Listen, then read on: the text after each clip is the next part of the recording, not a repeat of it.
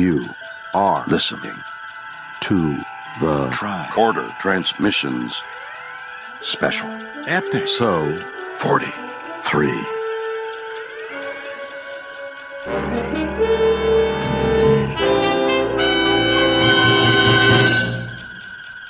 Oh, I see Chris is joining us. Hey, Chris. Oh, he can't hear us. Hey, Chris.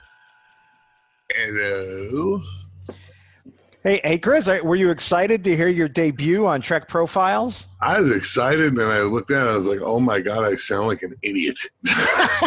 Oh no! Oh yes. Man, I tell you, I was in that room. I was there for what, like 7 hours? That's what. Yeah. I mean, recording all day. I swear to God, by the time like hour 7 came around, I was like, "Hey, what's your name? What are you doing?" I did a pointy thing because I couldn't even make it. Yeah, I was like, "Oh my god." But they had. Did you listen to the whole episode? I did. The kid was cute in the end. Wasn't the kid amazing? Oh my god. The kid was so cute. I was dying. We don't like the glommers. I was like, nope, we sure don't. I was so, oh my god. So I think I won a record on that one. Youngest guest in Tricorder Transmissions history, 9 years old. I think Wow. so. I think There you go. that one. Yeah. Oh boy. So I was amazed at how big that shop was, man. Yeah, that shop was huge. And he's got so much stuff in there. I mean, You should have took pictures and sent it to Shashank and been like, look at this. Look at all these figures here. Look at all these figures here. he's got all of them. He Yeah, does. he does. Really. Oh my gosh. He's got the whole collection of everything in there. I mean, God. and then he has one room that's just Star Trek collections. I mean, Yes. It was beyond ridiculous. Forget it. I was like, oh my God. I know. I could buy so much stuff in there. I told you my wallet would have been dead. My wallet would have been dead. Well, did they have that action? What was that action figure you're asking for? The Trip Tucker action figure? The bridge one. Oh, No, yeah. they didn't have it. And I just checked eBay because I figured somebody was going to ask me this question. And no, it is not for sale. It is not for sale on eBay. It is not for sale on Amazon. The actual action figure is, but the bridge set is not. Believe it Oh. or not. So I was so pissed. I was like, someone's gonna ask me, and I'm gonna be like, all right, I'll check again. But I did get my McFarlane Kirk today. From Target. No, I got the one. And I got it off of Amazon. Oh, okay. The one up over there. So I got it, and then I guess I'm looking for Archer, and then I was gonna get the Pike one, but I was like, Well, the only thing, I buy some books. I buy like the books at like the Trek Yards or not Trek Yards, Shipyards books that are just coming out. So I like those, and those don't cost a whole lot, relatively speaking. So I bought, and I like the art. So I bought. There was Shop LLAP was selling these little Spock art things that I bought. Oh yeah, I saw that. Oh, I love that thing. They only made like 500 of them or something, and some artist in Spain made them, and they're just beautiful. So I have that. And 2 months ago, or 2 weeks ago, I think, I just got my Bob Peak Gallery original of the motion picture poster. So Bob Peak was the guy who made all that 70. He made a lot of those 70s movie posters. Oh yeah. Yeah, and it was his studio that was redoing a limited edition serigraph, and I was like, I gotta get it. I have to have it. I love TMP, so I had to get it.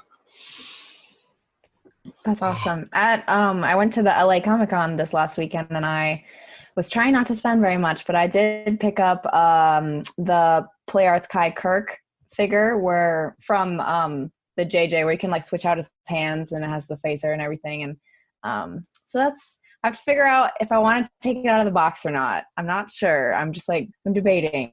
Well, we learned from Deep Space Nine that if you leave your Marauder Mo action figures in the box, they'll be worth more. That's true. But then I want to set it up somewhere too. So it'll just be this internal argument with myself. I got you. I wonder if they ever actually sold Marauder Mo action figures. I think that'd be hilarious. That'd be. I'd buy one of those because that's like a gag thing. I'd enjoy that. Yeah. Mm-hmm. Although this right here is a collector's item now that you cannot get. Tricorder Transmissions STLV 50 shirt. Ooh. So that was a limited edition item. Let's see. I think Thad is not going to be joining us. That's too bad. Oh. But perhaps Jamie McGregor will join us. And I am recording this. I believe I am. Am I recording this? Yes. I should be. Yeah, it says recording. Okay, good. So this will be going out to the Patreons, so they can hear this insanity. Oh, gosh. It's all right. I enjoy doing these, you know. They're fun. There's some stuff I can't stand doing, you know, and like I'm in this social club here in town, and I tell them, like, you can ask me to do A, B, C, or D, but don't ask me to do anything with the building or like with finances because I hate that stuff, you know. Mm-hmm. Like this I'll do, you know, but there's a lot of things I can't. I can't. I can't. You know your limits. That's good. Oh yeah. But I am going to be putting on a class for all of the tricorder hosts who want to learn how to audio edit. Oh, I have a little bit of experience. I took a post-production class in college, but I would definitely be willing to do a class just to brush up. That would be awesome. So I will be doing that. So that's going to be a fun time, I think. All right. By fun, I mean not so much, but it'll be useful. It'll be useful. So at least we'll have that going for us. It depends who's in the class that makes it fun. Yeah, well, we're just going to go over like how to basically do this stuff. Oh, Jamie McGee. Jamie's here. We can get started now. I can't hear you, Jamie McGee. I don't know if maybe he's sorting out his audio settings. Yeah, he might be. Let's see. Hello. Ooh. Hey, how are we doing? How are you, my man? Oh, excellent. Good. It's glad to see you, man. Likewise. So, how is everyone? Very good. Very well. Glad to see you. Doing very well. So we're just Ellie, having I listened to the last, what was it? The last weekly trek, which was great. So looking forward to seeing what you and Shashank managed to cook up. Oh yeah, it'll be fun. I have this thing, I can't bear to listen to my own voice. So I've tried to listen to both. Well, you don't need to listen to the podcast. We'll listen to it for you and let you know how it works. And then just It was excellent. Good job. Thank you. Wait until you end up having to edit your own voice, and that is like a bag of hurt. I mean, I just recorded a rapper for a Trek Profiles. It's going to be coming out around Thanksgiving. And I had someone who emailed me and said, how come you're not putting out episodes faster? And I go through a whole litany of reasons, but the biggest reason is that I am like the slowest audio editor in the world because I literally cannot stand the sound of my own voice, and I literally cannot stand editing it. So it's like so painful to get in there and like listen to every breath sound, and oh God, I go crazy. Oh no. Yeah, it's terrible.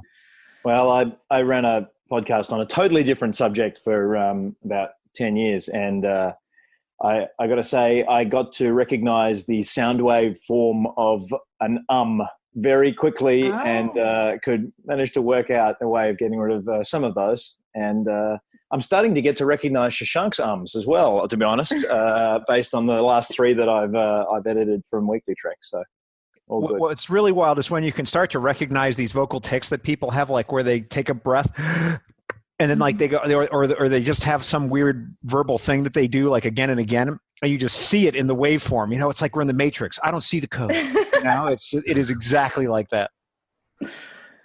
Oh my Did somebody else join? I see we got somebody dialed in. It's a phone number. Yes, that's me. That's Marina. Hey, Marina, how are you? Hi, John. How are you? Good. Are you able to join the video?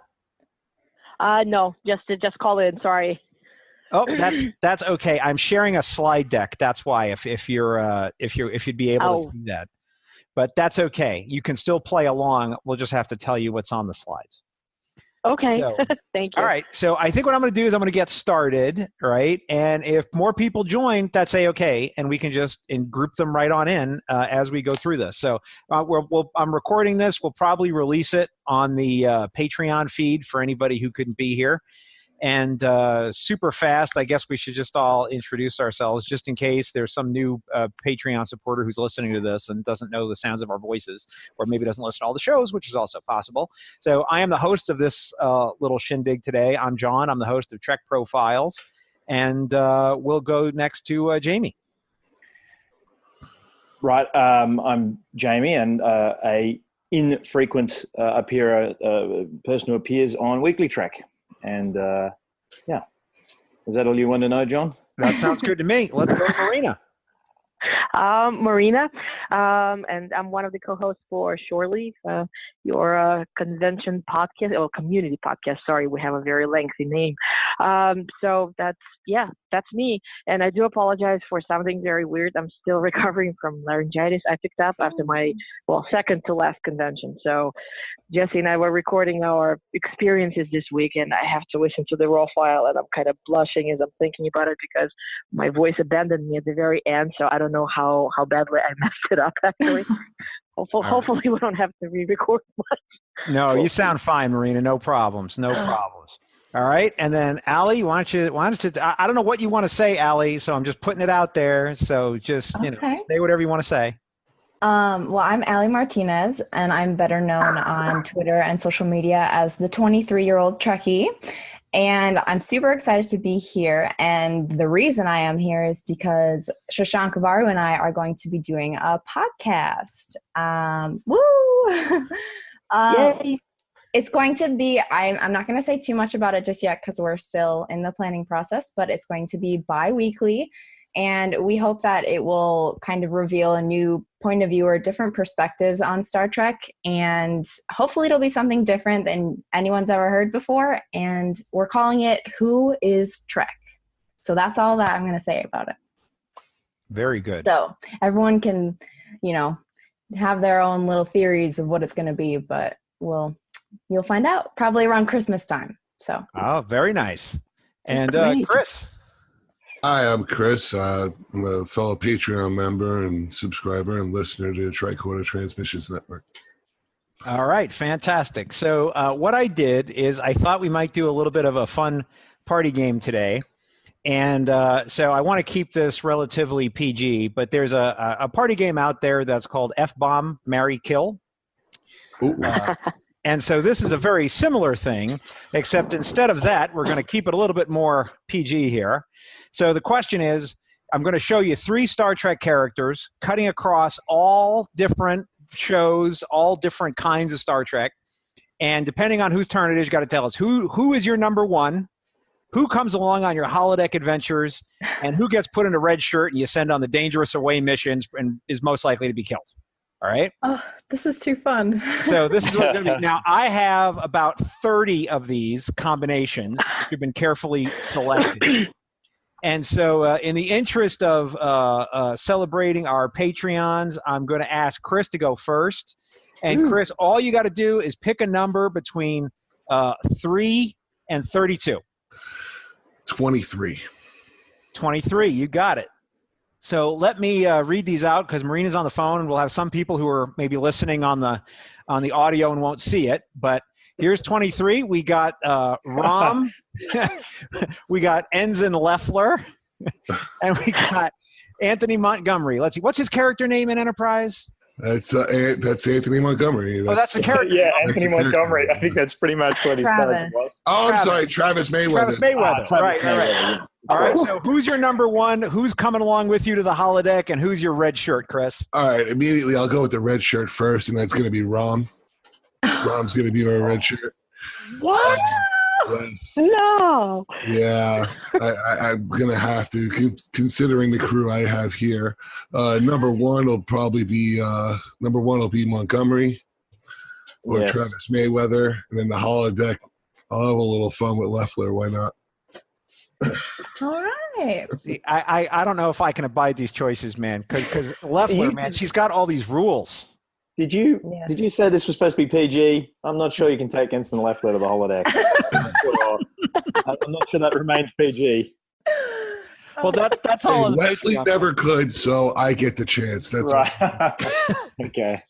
Well, Leffler, she just has too many rules, man. I don't know. I feel like I'd always be breaking a rule, like Leffler's rule 18 and 35. That was her, right, with all the rules? Yeah. All right. Why?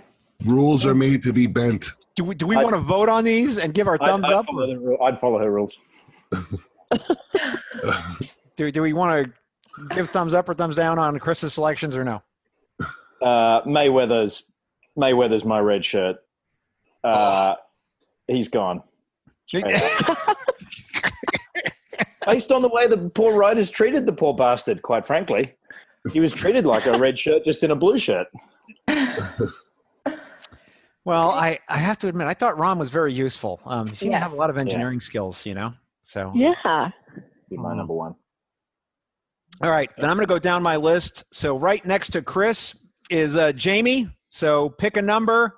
Again, you got between 3 and 32. And 23. Lucky 13. 13, you got it. All right, let me jump to slide 13. All right, we got the holographic doctor from Voyager. We got Jadzia Dax, and we got Quark. This is going to be the same thing. Jadzia is coming to the holodeck. Number one. Oh, geez, I don't know what's happening here. The doctor. See, I like Quark too much to have him killed. But let's put it this way: at the very least, even if I had him killed, I could possibly then own a piece of him, his desiccated remains. So I'd say we'll put Quark in the red shirt and send him off to a dismal demise. And the Doctor, who basically ran the entire ship on most episodes of Voyager, he can be my number one to actually run everything. How does that sound? I would totally buy a disc of Quark's remains. Yes. First and platinum. There you go. I'm surprised that hasn't been that there hasn't been a CBS marketing product yet that you can go to a convention and buy like one of those discs of desiccated, Ferengi remains of some Ferengi character who's died. I think that would be an excellent marketing opportunity that CBS is missing out on. I would put it in a place of honor. Yes, I'd get it. All right. Righto, that's my. Anyone disagree? I think they're just the obvious answers, really, aren't they? I don't know. I think Jadzia would be my number one. Yes, fair enough. But she and Kira have so much fun on the holodeck. That's true. She'd have a couple of good programs, I'm sure. The Doctor is the ECH as the number one. He's the number one? Yes, whatever, the ECH, the Emergency Command Hologram, yes. Whatever episode it was when Jadzia and Nerys come out of the holodeck and they're in those like Arthurian dresses, I swear to God, I think I lost my mind. I was laughing so hard. Someone cosplayed them at a convention, and I was like, yes! Oh, that is good. It's funny because just speaking about that Emergency Command Hologram episode, to think about some of the reaction to this new animated show, the comedy, and you got to, I mean, thinking back and trying to think, like, if you're going to have Andy Dick as a kind of guest on your show, and you're going to go with that broader comedy, I think we can all understand that Star Trek can cope with a bit of comedy. So anyway, I think I'm looking forward to that other show. So there you go. Me too, man. Yeah, I am. I'm primed to love it. Good. I'll give it a shot, though. I never seen Rick and Morty because everybody's basing this on Rick and Morty. I've never seen it, but I'm always willing to give it a shot. Yeah. My best friend is heavily into Rick and Morty, and I'm just waiting until he actually hears that now this, the creative team is part of the whole track thing, because now he's going to be all over me like, you have to watch Rick and Morty now, because I've been successfully deflecting his attempts to make me watch it for several years now. Has any one of you actually seen it? Yeah, no, I've seen like bits and pieces. I haven't seen all of it, but I know that I can't think of his name right now, but Shashank and I talked about it on Weekly Trek. He's the writer that's joining the animated series or Lower Decks team is he's like a Trekkie himself and wrote like an unofficial guide for season 8 of TNG, and it was meant On to- Twitter. Yeah, he runs the Twitter account. Yeah. Yeah, so I mean, he seems to have a lot of heart invested into it. So I don't think it'll just be quite as crazy as Rick and Morty. It's all over the place. If you've ever watched Rick and Morty, it's kind of just No, downright. I haven't. What is it? Is it? Here's a question. Is it funny? It's Not like your taste, by the sounds of it. Family Guy humor, kind of like that very out there. But I think it has its moments. It's just like sometimes the way it's funny is just because it's outright ridiculous. Right. Okay. Cool. Well, Star Trek is like that too sometimes, right? All those tribbles falling on Kirk's head. You know? Yes. All right. Marina, it's to you. Pick a number. 5. All right, number 5. Let's go, and we'll tell you who it is. Let's see, number 5. We've got Neelix, Gowron, and Janice Lester. Oh, that's an interesting. Wow, that's 3 red shirts right there. Sweetheart and all that, regardless of what people are talking about him, but he's probably going to end up as a red shirt. Yeah, I just love Gowron too much. I think I'll have him as my number 1, and just by virtue of her being the third choice, that would be Lester would be by a holodeck. Although I'm not sure how much fun that would be. So Janice Lester on the holodeck? Yeah, but it's not big necessarily because it's I want her on the holodeck, but because she's the third choice. But it's the other two. I would pick Gowron as number 1 and Neelix as the red shirt. So basically she's the remaining choice for the holodeck. That's the only reason she's there. Gotcha. Process of elimination. That's how all the great captains made all of their great decisions. I just don't see Gowron as anyone's number 1. Here's the thing: is that I think my perception of him is somewhat colored because of the conventions, because I've seen Bob Riley too many times, and he's just too cool a guy. Oh no, he totally is. It's a strange combination. Have you noticed this if you've gone to the conventions, how your perception of what you see on the screen changes because you've actually met the actors? Yeah.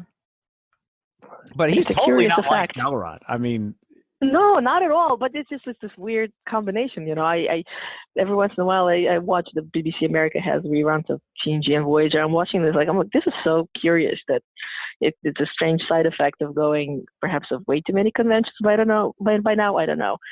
But I saw a clip of Bob Riley at Destination Star Trek singing show tunes on his way out the door, which I'm not entirely sure that jibes with my perception of Gowron. So yes, there is certainly a disconnect there.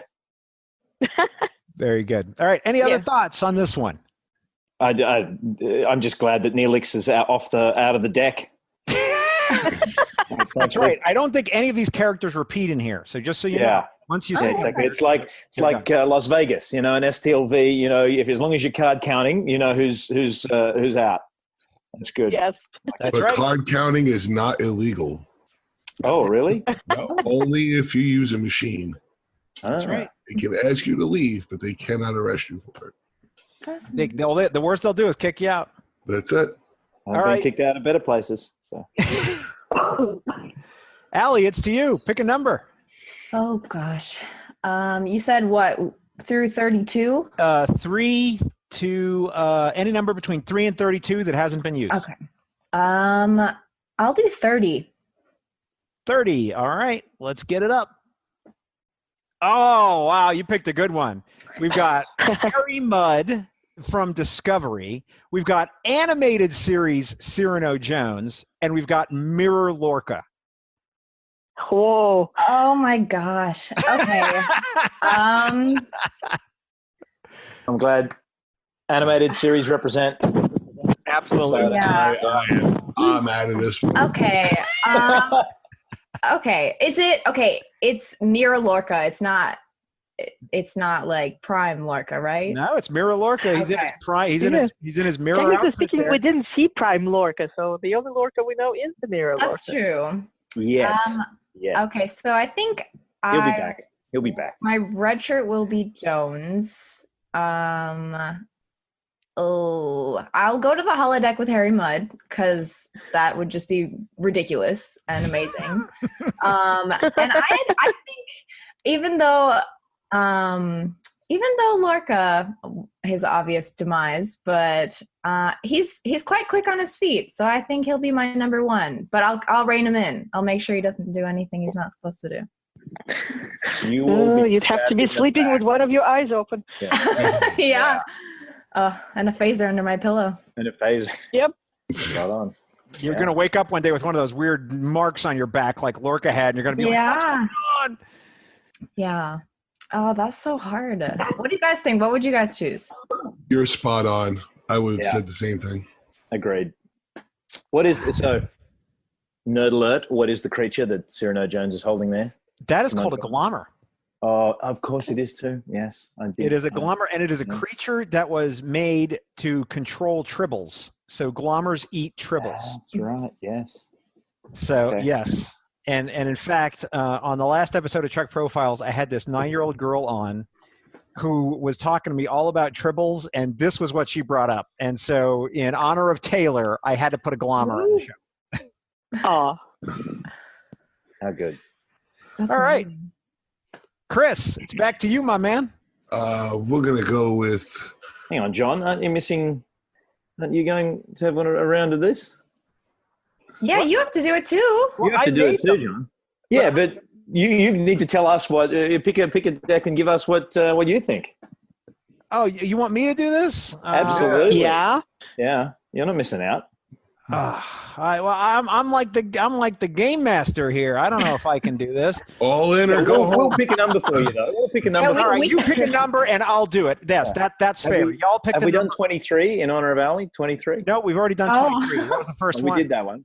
That was the first one. That was a good pick. And that was exactly why I picked 23. Oh. Well, let's do the very first one. What's number 3 or number 4? Yeah, that'd be number 3. All right, Okay, we're gonna go up to number 3. Oh. We got Bev Crusher, Julian Bashir, and Chakotay. Oof, that's a rough one. Double doctor. This is not a rough one for me. Bashir is getting the red shirt. Chakotay is my number 1, and Bev and I are going to the holodeck, and that's Wow. Because she needs to teach you how to tap dance, right, John? Yes. No. Look, man. You know, she was a great doctor, second only to Pulaski, and like slide that in there. But I thought she was fantastic, and I think that being a mom has I think we could totally relate. Because I'm a dad, we could totally get along. I think we'd have a great time, and it'd just be a load of laughs. And Chakotay, he's already a number 1. He's right in there. But Bashir was so cringy in early Deep Space Nine that I just never connected with the guy. You never got over it? No, never got over it. No, totally cringy. And then he went up another level, and then he's like, by the way, not only was I cringy, I'm also genetically engineered cringy. And I just thought, that's like even worse. Like, I want nothing to do with that. I'm going to put that dude away. I want no problem. Wow. That's so good. That's like a shirt you need to make with his face and genetically engineered cringy. You can sell that. Gosh, make a ton of money. So, anybody got any thoughts on that? That's my opinion. If Bev was to go to the holodeck, I'd push her off a plank. Just because it's funny. Yeah. All right, very good. Then it's back to you, Chris, I think. Yeah, number 17. 17, all right. Oh, Oh, Christ. Oh, no. Man. Who is it? Tell me. Oh, We've got Baby Baylock. We've got Michael Burnham, and we've got Navarre, one of the 3 Orion girls from the Enterprise episode Bound. Oh, God. John. Much too obvious. John. All right. Baylock's going to be the red shirt. I'll go to the holodeck with the Orion. Oh, no. Yeah. Okay. And, the number 1 will have to be Burnham. It's obvious. You realize that, like, she totally committed mutiny. yeah. Why would you want her as your number 1? You don't want her as your number 1.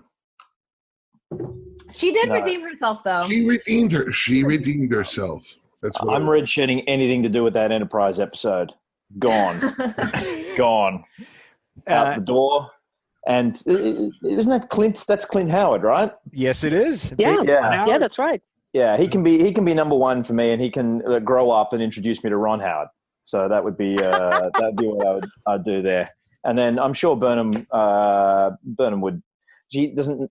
Has she seen a holodeck? No, we saw that kind of that kind of half holodeck simulation stuff. Yeah, it was just The a training rifle simulation, gun. Yeah, it was just a rifle range. It wasn't really a simulation. Like it wasn't a holodeck. All it was for gunfight training, for weapons training.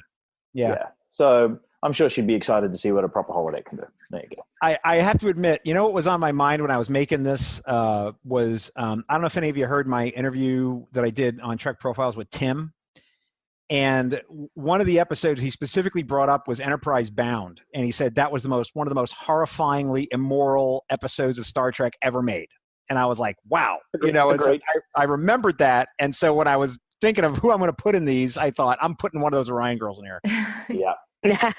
Red shirt. I was thinking the Orion girl. I was hoping it was Crystal Allen because that's automatically a holodeck thing for me. Gotcha. This is the same girl. I think this particular one is the same one who was a Zial. Oh, so Saya Batten? Yeah. Yeah, and she was also on Voyager. I can't remember the name of the episode. I don't remember the name of the character. Drive, with Doris and Paris participate in that thing, and then he proposes at the end. Oh, nice. Well, I haven't. Yeah, so she did. Yeah, no, I chatted to her at one of the Vegas conventions, and she was very pleased with the fact that she's been a part of the franchise in so many different ways. Nice. All right, Jamie McGee, it's to you, my man. Ach, aye, laddie. 10. 10. All right. I'm going to forget which numbers are left. I've been tracking them. I'm writing them down. Stick a hangman thing up on the board. Oh. All right. We've got Luoxana Troy, Mr. Hom, and Worf. Ooh. Jeez.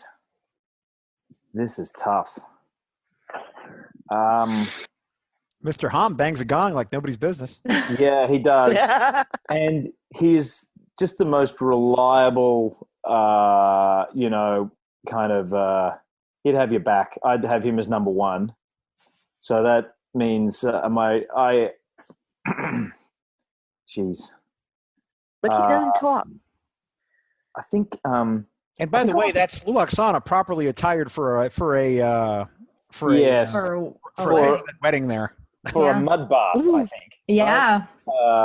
I'm not sure. I think my skin requires some, the exfoliation that would be provided by one of those mud baths. So I think I'll take that option up.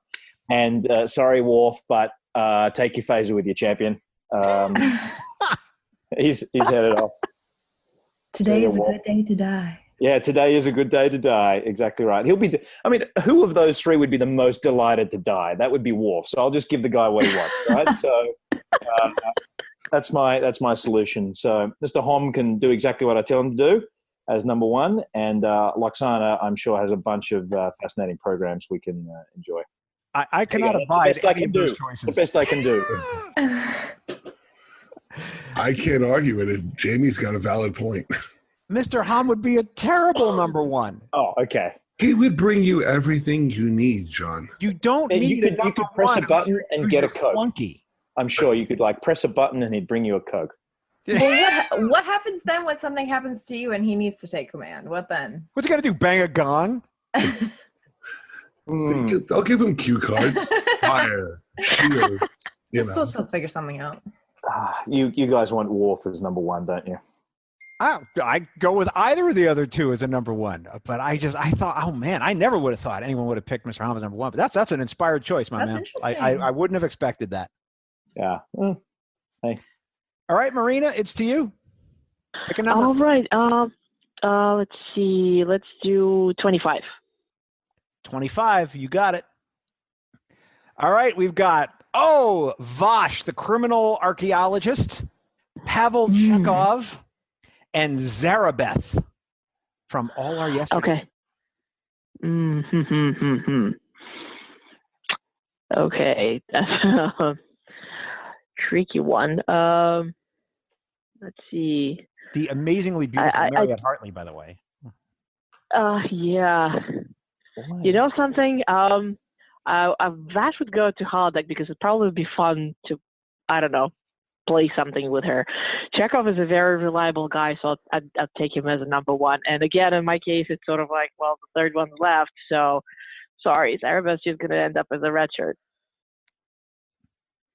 I cannot find anything with that to say. No, I think that was a good call.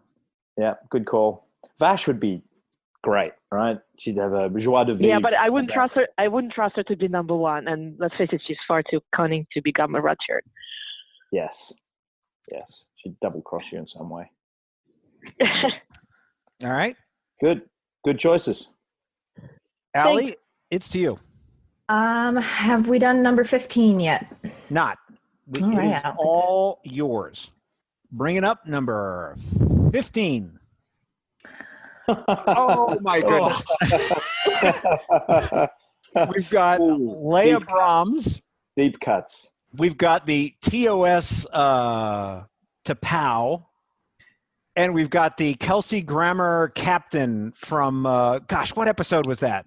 Cause and Effect, wasn't it? Was it Cause and Effect where he keeps coming through the anomaly and blowing up the Enterprise? Shoot, I can't when remember. they go through the time loop. They go through they go through the time loop. Yeah. We need Jim for this. Where's Morehouse? Oh my gosh. This is so hard. Well, I can't put Brahms on the holodeck because she already is. Well, she was a holodeck character. You can decide if it's holodeck Brahms she or real appeared in real life. That's true. Yeah. If she went to the holodeck, she could meet her doppelganger. Yeah, and be horrified. She was horrified when she met the doppelganger in front of Geordi, that one episode. Okay. Okay. I can let's take Brahms to the holodeck so she can see the holodeck simulation with her and Geordi. Nice. I'll have T'Pau as my number one, I think. I think it's different. But yeah. And then sorry, Kelsey Grammer. I'm gonna make him a red shirt. But I love Frasier. I was gonna say Niles would have no argument with the red shirt. Yeah. Yep. Gosh. I actually thought about cosplaying as Brahms at a convention once, so that might be sometime in the future. We'll see. Oh man, that would require a lot of hair. That's a lot of hairdo. Yeah. That's a big hairdo there. Yeah, nice. All right. Is that okay? Are those choices decent? Approved. I approve it. I think T'Pau would be a lot to handle, man. As your first officer. Just look at that. Just look at that gauge she's giving you there. Yeah. I mean, I wish you all listening to this could see the picture I picked of her. It's not one where she's looking regal. She's looking like, why are you breathing my Vulcan air? It's that mom look. You were a kid, did something wrong, and mom looked at you first like that before she talked to you. Vulcan mom look. Yeah. Yes. Vulcan mom. Yeah. Y'all have to pick a number for me. 28. Or did we do that one already? We did that one? I'm keeping track of the numbers. We ain't done 28. Oh, dear. All right. What great choices. Yes. That's fantastic. So this is one of my themed selections. So for those of you listening on audio, we have Kai Wynn, General Chang, and the Gorn. Themed as lizards. Ooh. Well, they're all sort of bad people, in various ways. So let's see. I think I would have to pick General Chang as my number one, Kai Wynn to go to the holodeck, and the Gorn would get the red shirt. I'm very clear on Chang as number one. I'm a little bit on the bubble with the other two, but I feel like if we went to the holodeck, my main goal would be to come up with holodeck programs which would torment the heck out of that woman and just make her life miserable. So I'm surprised you didn't redshirt her. I feel like I feel like that would just be too easy. And getting beamed down and eating a poisonous plant and falling over is just not what she deserves. Fair enough. I think the Gorn would be fun on the holodeck. You could. Yeah. He's so slow. Yeah. Oh no. What? One of the greatest hunters of our time. Please. The Look, Gorn. there's the bad guy. Yeah. Man, I would throw some holographic polystyrene rocks at that guy and have frankly. All right. He'd be a fun workout partner with one of the medicine balls, and you sit there and pass it off. Oh. All right. I lost my spot. Are we to you, Chris? Yeah. All right. Number 7 for Mickey Mantle. Number 7. You got it. Bring it up. Number 7. We have a Star Trek Enterprise area Tholian, the M113 Saltsucker, and the bunny from the Shore Leave planet on TOS. Oh boy. Okay. This is going to require some imagination. Yes, it is. Absolutely. Oh my God. One thing's for sure, I am not bringing the sucker female from TNG into the holodeck. I will take Peter Rabbit with me as my number 1. I'll take Peter Rabbit there. All right. He's running late in that picture, though, isn't he? Isn't the rabbit's always running That's late? fine. We have late, capability. We will be there. And that's all I'd have to tell him is we'll be there. All right, so red shirt, the M113, and holodeck with the Tholian, and Peter Rabbit is my number 1. All right. Those are rough What choices. exactly going to do with the Tholian? Well, I have no clue. I didn't think that far. I was You haven't gotten that far. tested. I was on crunch time. I had to make a decision and fast. No idea, but I'm sure we'll think of something. You'll have to. Process of elimination. Exactly. I think the Tholian would make a great number 1. How so? Well, because they're just so like militant with how they do things, you know? And like if you had a Tholian who was tuned up, you know, as your number 1, man, I think they'd be a great right-hand beast for you. You know, I was going to say right-hand man, but I don't know what the proper pronoun is. Yeah. But they would just be awesome, I think. You know, like if you did something wrong, they'd be like, boom, you did something wrong. You did not leave at the appropriate time, or you know, they would just keep you like right on the straight and narrow. Like you couldn't play any shenanigans, you know, which I would be want to do. So for me, a Tholian would be great. Keep you in line. I like it. All right, Marina. Oh, wait, no. Oh, Jamie. no, that's yeah, you. we missed Jamie. Yeah. It's Jamie, yeah. Pick a number. 29. 29. Bringing up number 29. This must have been when you were getting really sick of this about now. I'm thinking. No, believe me when I tell you, this was entirely a joy. Google image search. Really? No, it got better towards the end, so we'll see how I did here. There you go. We've got Dr. Mora. Yeah. We've got Sloan from Deep Space Nine. And who's the Malcolm McDowell character? Dr. Saurian. Dr. Saurian. That's right. Dr. Soren. Dr. Mora and Sloan. Well, this is a tough one.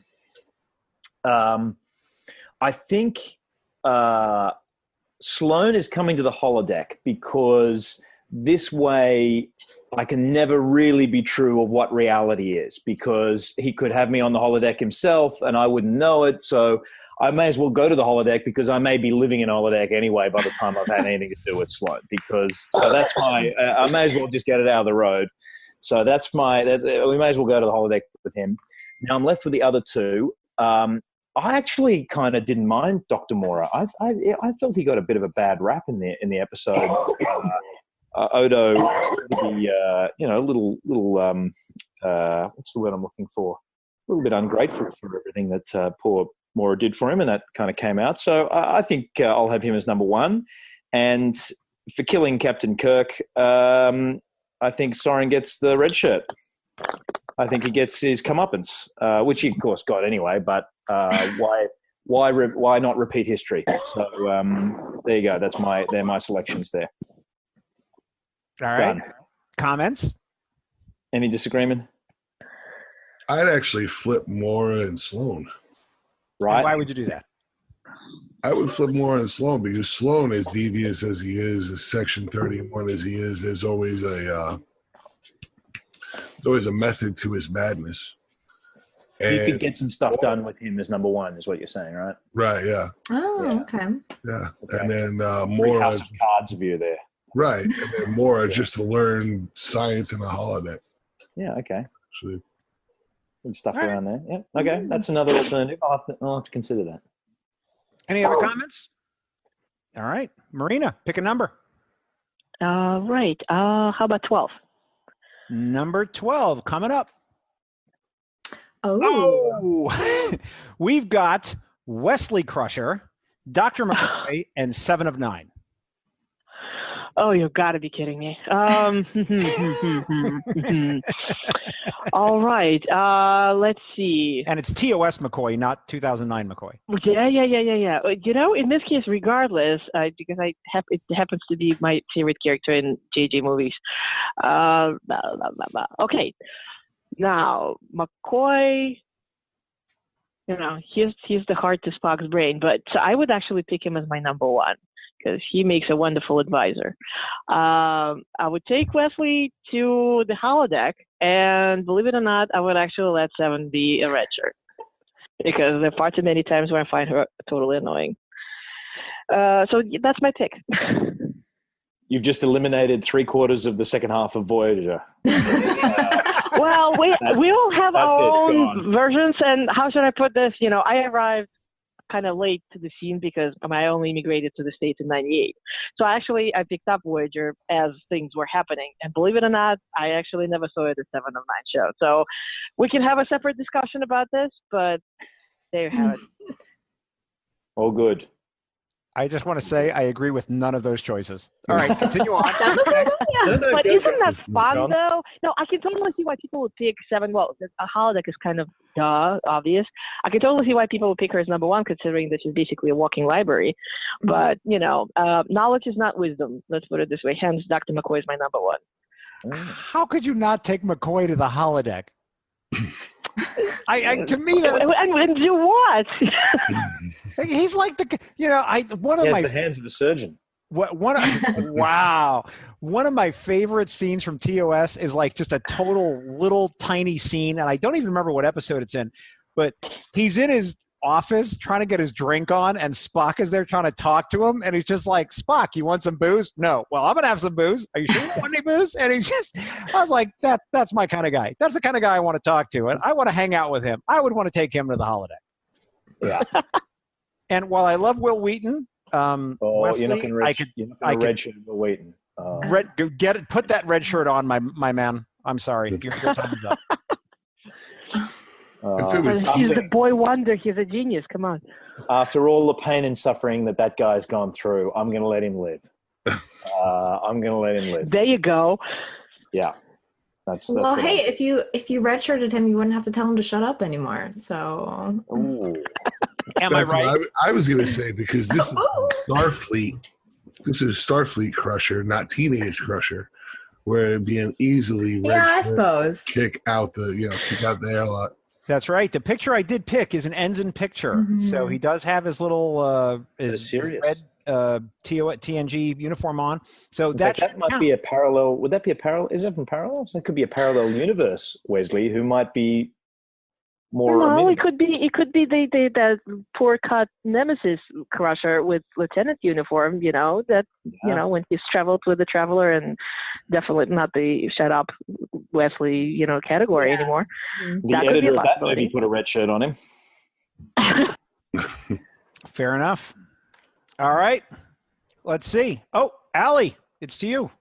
Ooh, number 4. Have we done that? Number 4 has not been picked, and it is all yours. Bringing up number 4, we've got Tom Paris, Kess, and TOS Scotty. All of them are already wearing red shirts. Yeah. In fact, they are. Okay. I would take Paris to the holodeck, and we would play pool. In Chase Paris. Sandrine. Yeah. Paris. Yeah. Scotty would be my number one, and I'm sorry, Kes. Yes. It was the writing for her. I'm gonna redshirt her. She's only going to live for what? For what, 9? What Yeah. did they say? 9 years? 9 years, something like that? 9 To be years. honest, she'd be Yeah. dead by now anyway. That's right. Yeah, but it's only a 5-year mission. I mean, you know. I think that her character could have been written so much better. I mean, there are admirable qualities about Kes, but I just felt that she never really went to the place that I wanted her to go to, like, grow as a character. I'm in agreement with Allie. I think the writing made her unlikable, but the one endearing quality that she had was to stick up for the little guy, be it the EMH. Yes. I would agree with Allie's choices hands down. Now, John, you're doing your rewatch of Voyager, and you're still in the early seasons, which I'm loving your little thought bubbles that come through on Twitter about those. Oh, you're following me on that? Yeah. So fun to watch. Yeah, of course. So I put this out on Twitter. I'm in the middle of season 2 of Voyager, and I will say that Voyager is the series I know the least about. It's the one where I've missed the most episodes. And I have a pretty encyclopedic knowledge of TOS, seen every episode at least 5, 6, 7 times. Like, and I'm not even joking. Seen all the movies at least 10 times. But Voyager is the one I know the least about, and I've seen the fewest number of episodes. So I went into it, very open. And I got to say, I love Neelix and I love Kes. I do not like Neelix and Kes. They are. Yes, that is so well put. Vomit every time that they're together because I see no reason for it whatsoever. Yeah. It's interesting. I love your little your thoughts. Can I call them like your tweets? Because sometimes they're not the same as what I would have thought of these things, and that's why I like hearing them. So anyway, keep doing that. Oh well, thank you. So more to come. Honestly, I don't think that everyone gives Paris such a bad rap, and I don't love him, but I don't think he's entirely awful. I don't know. He's the Julian Bashir of Voyager. Is that what you're saying? Yeah. To a certain degree, but you have to agree that he actually, out of all characters between him and B'Elanna, they actually had a very distinct and rather complete arc, as opposed to, say, Harry or poor Chakotay, where like literally nothing happened because it got to a point. They just gave up. You know how there's such a thing as a movie that's so bad that it's good. I think they gave Harry such a little arc that is the arc. The arc is the actual the character across from beginning to end. The fact that he had so little development, that itself is something to celebrate. I think that's what I think about poor Harry Kim. I think Jamie, you got a point there, but there are little bumps in the arc where you see Harry Kim. The episode The Shoot, where he becomes Tom Paris's big brother, where Tom Paris was always the one for him. Harry Kim actually becomes the big brother in that. The Nightingale, where he... Yeah, you just took the words right out of my mouth. I was going to mention Nightingale. Yeah, Nightingale was one where he actually takes command and actually puts himself in Janeway or a captain's shoes. But as mundane as it is, I blame a lot of lesser the story arcs because of the amount of the cast. Because you can't put everybody into a storyline.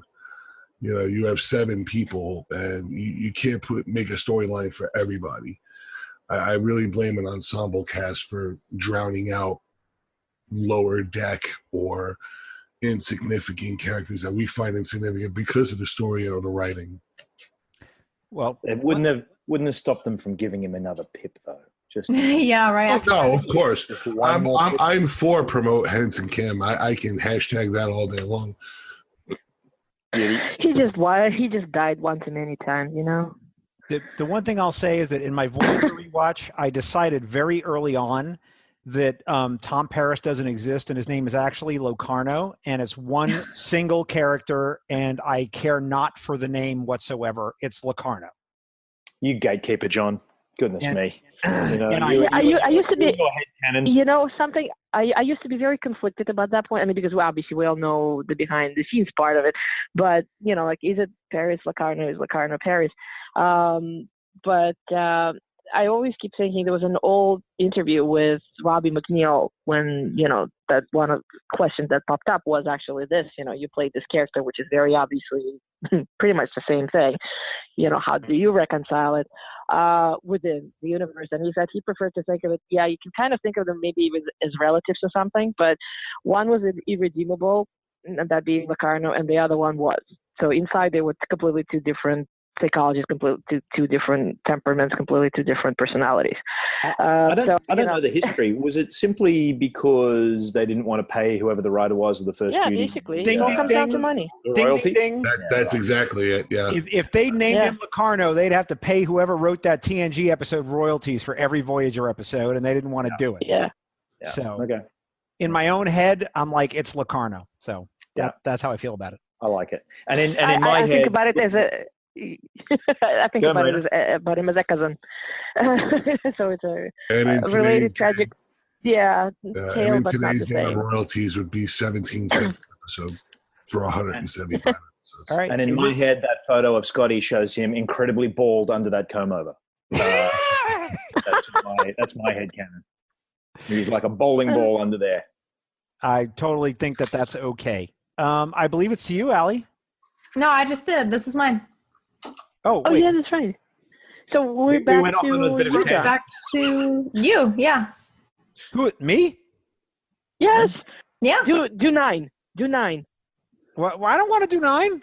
I get to y'all. Oh, all right. We pick them for you. Yeah. All right. Yes. So, okay, number 9 coming up. Let me write that down before I forget. All right, number 9.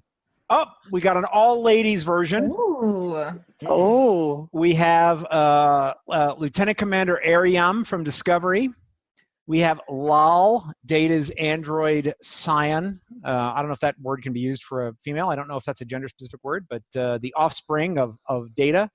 And then we have, what's Famke Janssen's character's name? Kamala. Kamala. Yeah. So let's see here. Xenia on the top. Oh, sorry. Oh, coming in with the James Bond reference. All right, let's see. Sorry. I think that I will take Ariam to the holodeck. Okay. I think that Lal will get the red shirt because her cybernetic systems are not going to last. And so that means that Famke Janssen is my number 1. Yep. Because loyalty counts in a number 1. And if there's one thing we know about that character is that once she imprints, she's done. Yeah. So can you ever say in your life that you have absolute total metaphysical certainty that someone will never betray you? That's what you're going to get with that character. So that's my reason. That's pretty deep. I like That it. is, everyone. We need a few moments of silence to ponder Yeah. that. I don't know about. Well, we're supposed to see more of Ariam this next season, so honestly, we don't know too much about her yet. So I don't. That's exactly my point, Allie. I got the feeling that she was the character in all of Discovery that I wanted to know more about. Yeah, same. I think we got a lot of Michael Burnham. I think even too much, in my opinion. I really wanted to know about these secondary characters on the bridge. And the one of them that I found the most interesting was this character. I wanted to know what's her story, what's her background, what's going on. And I just feel like I would enjoy just going with Ariam and taking her into various kind of holodeck things and seeing what she does, Hanging out. Just to hang out. And, I don't know if she has beers or whatever, but like you and Shashank did it at that Star Wars, the 3D.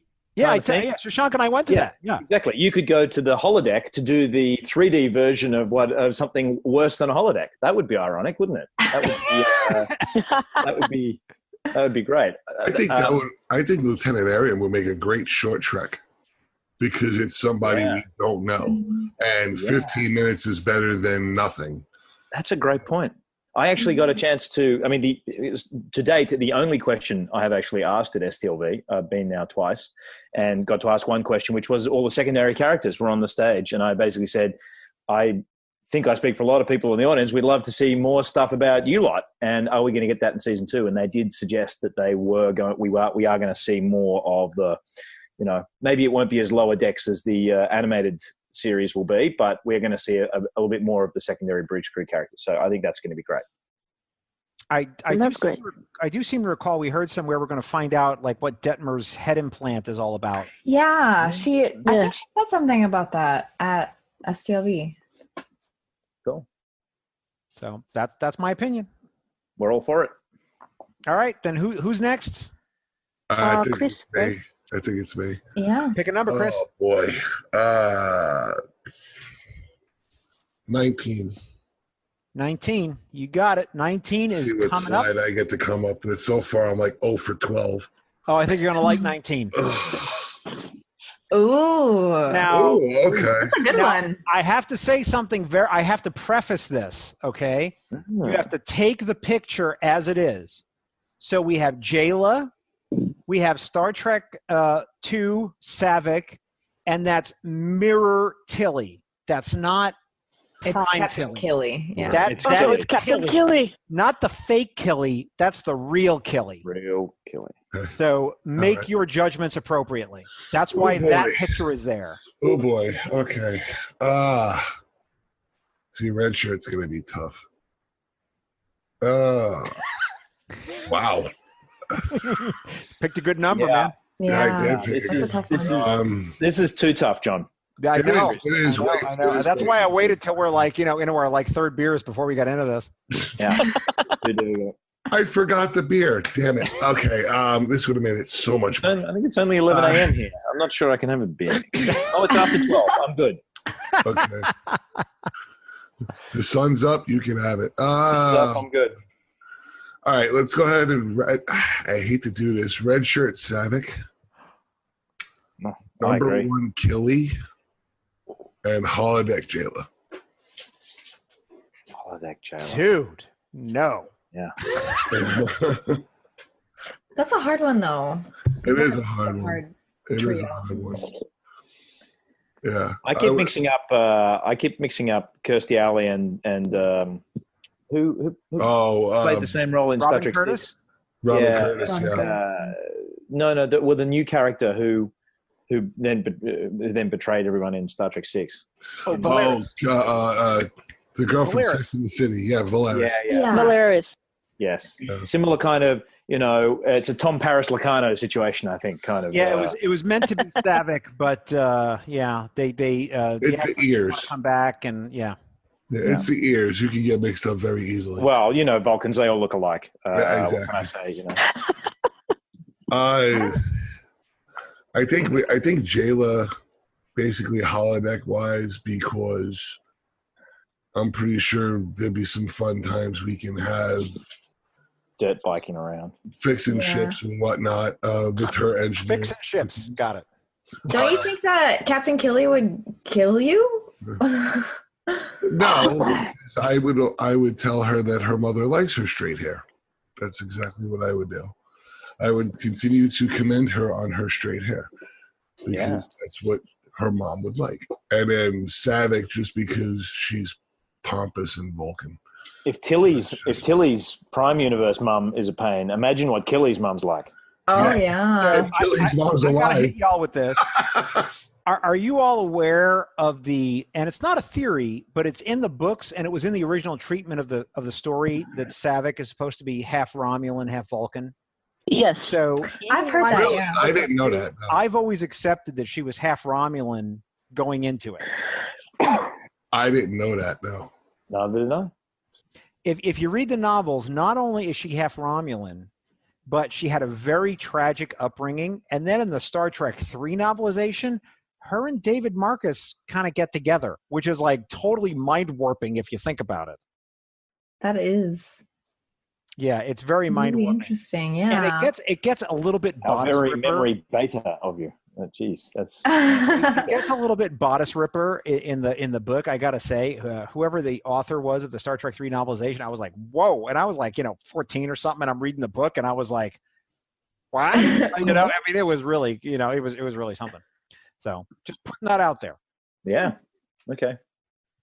Patreon listeners, you've learned something new. If you didn't know that. Yeah. Exactly. Yeah. You only had to make it to minute. Okay. All right. Keep going.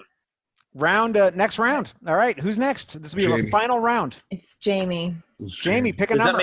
Does that mean we only have 5 left, or No, I got plenty more, but if you want to keep on going, final round? No. I'm fine if people need to leave. I'm just saying there are only 5 numbers. I can't keep track of the numbers. I got the numbers. Just pick a number, and I'll tell you if it's been picked. Give me a choice of 3.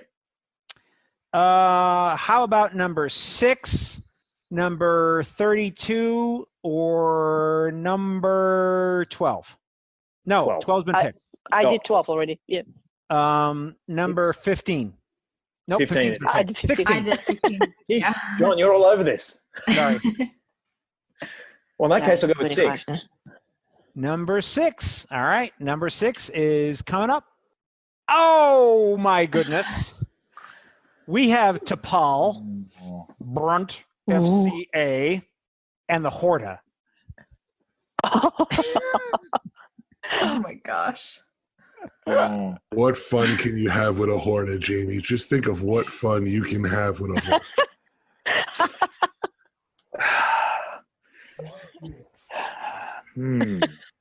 This is a tough one. Brunt, T'Pol, and a Horta. Okay. Yikes. All right. This is fairly simple. My number 1 is going to be the Horta, because I need some kind of creature with empathy. And I think, in leadership roles currently today, and I'm not making any political comment at all, I think a sense of empathy is what we need. And something that has a capacity for human emotion, I think I want on the bridge with me. So there you go. Number 1 is the Horta. I'm going to take Brunt to the holodeck so we can get right the ambush that's going to save Moogie. That is my simple. We're going to keep practice until we get that right. And I'm sorry, red shirt. I'm sorry, my enterprise bias here is showing pretty badly. But sorry, goodbye to Paul. No, red shirt on. Wow. Too. What's the word? Too humorless. Too. Like dry. Oh yeah. Yeah. Sorry. Goodbye, Paul. Goodbye. There you go. That's the best I've got for you. All right. Thoughts on that? The Horta. Oh, come on, John. You're going to switch these all around. I like T'Pol. I don't know. Oh, this is hard. Well, Allie, I I'm think right there with you. I think she would be my number 1. She's got practice. And Yeah. this is going to be unfair, but the reason that I like T'Pol is because, and again, I'm not that all familiar with Enterprise either, but I just love that episode, Carbon Creek, where we see the grandma. It's her great And she's like in the 50s outfit with her little bag, and she's like inventing Velcro and like trying to do a bunch of stuff in the 50s. Or 60s. I just thought it was great. So Okay, I kind of like. let me say, Grandma T'Pol I'm keeping around. Grandma it's just this one I'm sending down in the transporter. Okay? Fair Yeah. enough. Yeah. I was just watching Carbon Creek the other day, and I realized that they had the knit caps, like the male Vulcans that were with her had the knit caps, just like City on the Edge of Forever with Spock had his. And I'm like, oh my, Nice. fan service. Yeah. Not so much. Good. Carbon Creek is one of my favorite Star Trek episodes. The Velcro. So come on, John. What are you doing with Brunt? Oh, Brunt gets the red shirt. So you're going to the holodeck with the Horta? Yeah, I think the Horta could show me whole new, interesting ways of being. What would it be like to live under the surface of a planet and to like carve through rock as if it's like you and I moving through air? I mean, to me, that would be like the most Star Trek of experiences, to learn about another being that has a very different way of living and to appreciate it. And I would want to learn about that. And I think it would be just awesome. And I would love to spend some time in the holodeck with the Horta. They're quite intelligent creatures, as Spock says. And I think we'd have a nice time. Yeah. Huh. You could chat philosophy or something with them. Yeah. Yeah. We could. Oh, sorry. No, That's what I was Ali, gonna go. say. Go ahead. I just played through a Star Trek Online mission where you get to play as Brunt for a part of it. That's a fun. Victory And you is get to Life. play as like Quark and Nog too. It's I don't remember what it's called, but it's just like completely ridiculous. They have this like outrageous music going on in the background throughout the whole mission. So, can I just rant on Star Trek Online? Because only if I could follow you. I hadn't played in a couple time. weeks, and I logged in last night. And I'm a very new player, so I am not advanced at all. I rolled up a Romulan engineer, so that's what I started playing as. And then I logged into the game, and it's like, oh, here's like a 27 gigabyte patch. Okay, fine. I wait for the 27 gigabyte patch to download, and then I'm finally like, ooh, I get to play. And then it says, the game has been updated. Your current mission has been changed. You have to restart. And I was like, to hell with all this. Oh, no. I was so mad. And so I was like, to hell with this. And I logged out. So, boo on Star Trek Online. I'm going to follow John's rant, and I'm going to say, since the Victory of Life expansion came out on console, I have yet to play through one particular mission in the DS9 campaign because it keeps red barring me. It gives me a timeout message. So I messaged I mentioned Cryptic, and they said, oh, well, we're not familiar with the console edition. If you had a computer, we can actually help you out. So you're stuck. Well, that doesn't do anything for me. Exactly. So. Well, you should now email Creation because, hey, they get a lot of complaint emails from other people. So why not just send your email along and it can get dealt with all the others. Well, they might even be able to help you. You know what? That brings up something I want to talk about. So, Marina, I'm going to put you on the spot. So you went to the Birmingham convention, which just ended just recently, and people complain about Creation a lot. And I'm not in a position to really say whether Creation is awesome or not. I don't really know, because the last time I went to another convention that wasn't a Creation convention was a long time ago. So tell me, how did it compare? Well, comparing it is apples and oranges because it's two different convention models. Destination Star Trek is basically a Star Trek Comic-Con.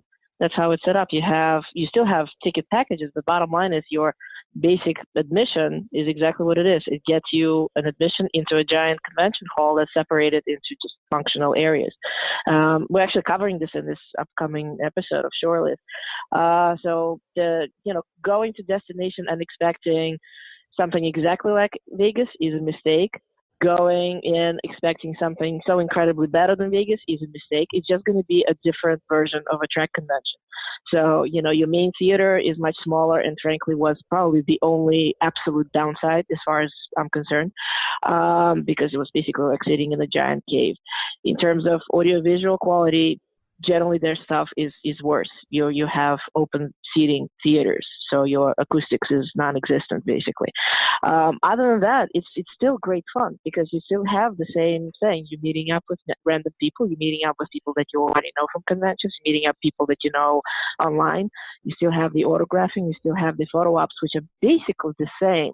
It maybe, the mechanics might be a little bit different, but you're still doing exactly the same thing. So, if you came to me and said, what would I pick between Vegas or destination?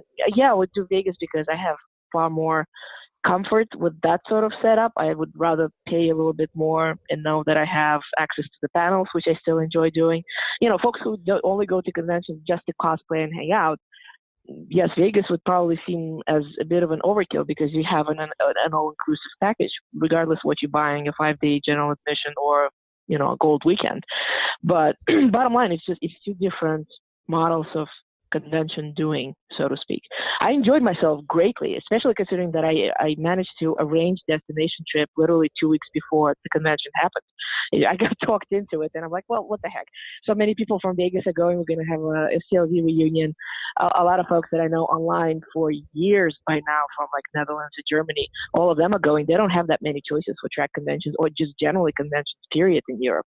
So everybody was like, well, we're all here. You should be coming. And I'm like, I'll be there. I'm going to check it out. So at this point, my opinion, if you enjoy going to conventions, especially if you like to try something that is specifically track, let's face it, we don't have that many franchise-specific conventions out there right now.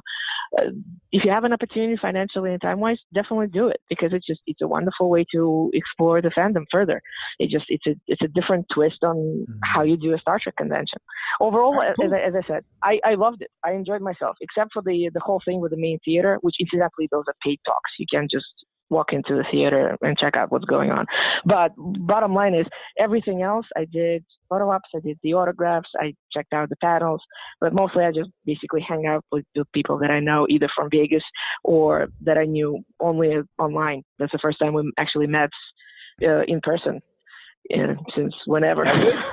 Well, you know, Marina, everyone at the Tricorder family, we thank you for your roving reporter report. And look forward to the next edition listen to Shorely. Yeah. All right. My pleasure. My pleasure. Is it to you, Marina? Are you next? I'm sorry? I think you're next. I think I am. Yeah. Let's see. Let's do number 17. 17's been picked. Oh, it's been picked. How about 11? But number 11 coming up. Whoa. Oh, is it bad? Good. Jeez. We've got Odo. Good Voyager, deep cut. We've got Mirror Empress Georgiou. And we've got who's the Sarah Silverman Voyager character? I know who you're talking. Rain will, yeah. Rain. The hell was her last name? That's W. I gave her a last name. So those are your three. We've got Mirror Georgiou, we've got Odo, and we've got Sarah Silverman in Voyager. Yeah. All right. This was actually pretty straightforward, and I do apologize. I need a small pause to grab a drink of water because my voice is starting to go off that little monologue. Do it. So Odo's for number one. That's hands down. Come on, this is Odo. You know, he's the lawman. Emperor Georgiou is going to be a lot of fun. So I would pick, just to hang out and see what she's like. So I'll pick her for holodeck. And Rain was fun, and I suppose it's sort of like kind of nice, your 90s female scientist that was so excited about Voyager and the whole thing, but nevertheless, she'd be a red shirt. Wow, to spend all that time trying to find proof of extraterrestrial life only to die. I know, right? Yeah. That's unfortunate. Yeah. Hi, I'm from outer space, and you're dead. And you're dead. Hey, done. Red-shirted.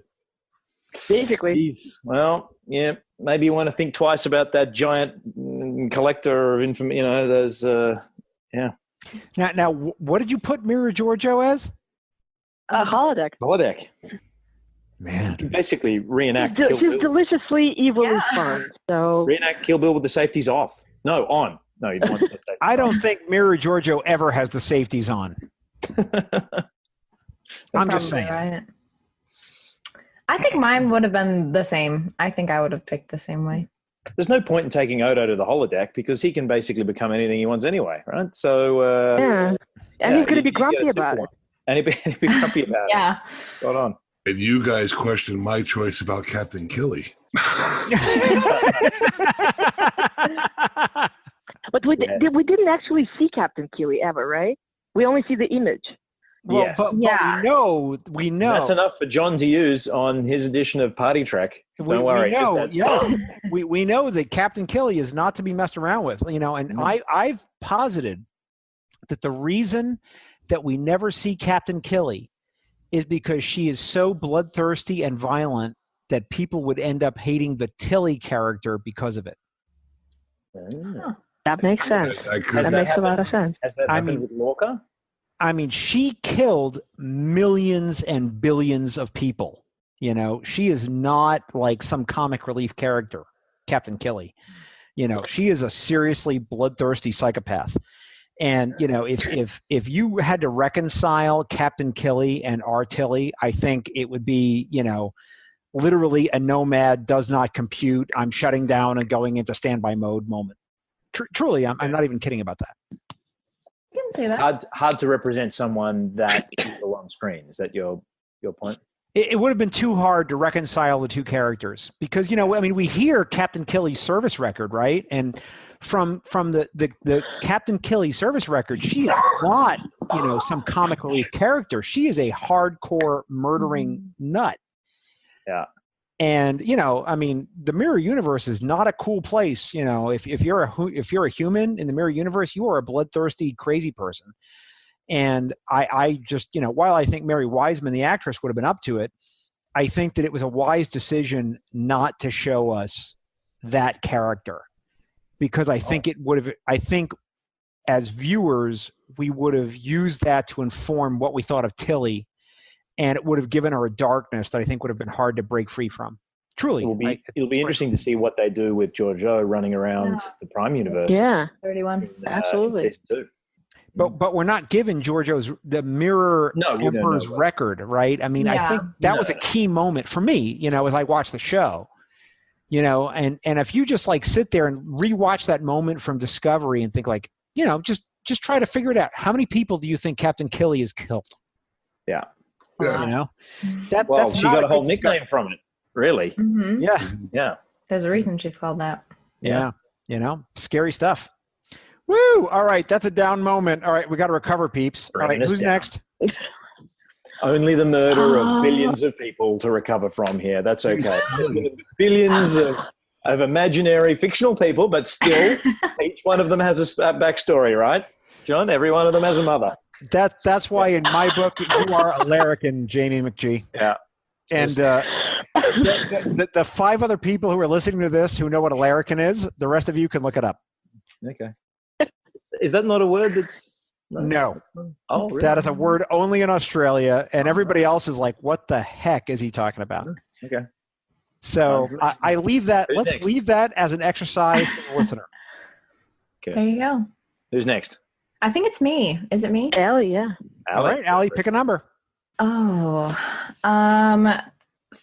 has 32 been picked? The last one, has it been picked? 32 has not been picked. I will do that. All right, 32 coming on up. Whoa! Oh, We've got an all-lady panel for you. We've got Alice Eve as Carol Marcus. So it's the 2009 Carol Marcus. We've got TOS Nurse Chapel. And we've got Pulaski. Marina said it all right there. Yeah. Another medical. yeah. Yeah. So Medical. all medical, all ladies, Medical and all snafu. blondes. This is like a trifecta. All medical, all ladies, all blondes. Yeah. Okay, I think that Nurse Chapel would be my number one. I think that Carol Marcus, or I guess Alice Eve, the JJ, I would go to the holodeck with her and she could teach me how to defuse bombs. And I'm sorry, I do not. And Pulaski's not my favorite, so she would be my red shirt. John's upset. I'm sorry. It's not like I absolutely dislike her, but she's just not my favorite. Pulaski who? Pulaski Riker? Pulaski? You know what I appreciate about your choices, Allie? Is that Chapel is the original number one. Number one. And it's a little bit meta, Yes. but that's a really inspired selection. So I totally endorse that. Thumbs up right here. Number one's my favorite. I did cosplay as her at STLV if anyone saw me. Ooh, very cool. Nice. Yeah, I don't know what you would... Pulaski. I mean, John, do you host meetings of the Pulaski Having the Klingon Club, tea ceremony. in phone booths around Las Vegas? Do you? Is that the Pulaski fan club? Dude, you know what? I will say this, and I think Ken Ray on Mission Log said this, and so I'm echoing his brilliant and insightful comments. When you rewatch season 2 of TNG, man, Pulaski is down for anything. They're like, hey, we're going to go and we're going to redo like Shakespeare, not Shakespeare. We're going to redo Sherlock Holmes. She's like, okay, I'm down. And she shows up in costume and she's there. I was like, I want a friend like that. To be like, yeah, I'm going to recreate, the Battle of Hastings in 1066. Show up in costume. Boom, she's there. I was like, that's totally awesome. So I always the tea ceremony that I mentioned. When Worf came in and did the whole. She knew exactly what she was prepared. She just boom the antidote. Let's have the Klingon tea ceremony. Don't you want a friend like that? And I mean, and I will say this. I mean, in all honesty, guys and ladies, truly, TNG was not so great in its portrayal of families in any dimension, in any measure. And so, like, when you think of like best moms in all of Star Trek, do you really want to put Bev Crusher in that list? I don't. And that's not to diminish the character, and it's really the writing. But I mean, I just thought that Pulaski was the key unturned. I thought that had she been continued in the show and developed further, I thought that she could have been a really valuable part of the show. And I think that she could have been developed in ways that Crusher never got the chance to, because she just never had the opportunity to in the scripts that Gates was given. And that's not a slight against the actress. I just don't think she had the opportunity. Well, it's the usual problem. It's like you said, like it's the writers. I think that's probably the first time that they, metaphorically speaking, stepped on that rake when they tried to make that character behave like a different character. They basically tried to do a female McCoy. That's what they tried to do. Yeah. You look further. When the first actress who was chosen for Captain Janeway, they wanted to do another Picard, like literally, even with French accent. Didn't work. Doesn't work. So I'm just excited for John's dinner party, which he's clearly going to host with McCoy and Pulaski and himself on the holodeck. They're all going to have dinner, and a bunch of irascible people who love a beer. That sounds love a drink. What a great dinner party that's going to be. And all of you tune in for that. Yeah, I'd tune in. Don't lie to me. One of my superpowers, I know. Yeah, spot on. I think they gave Pulaski the intellectual part, the intellectual part, which I believe was missing from the Beverly Crusher character.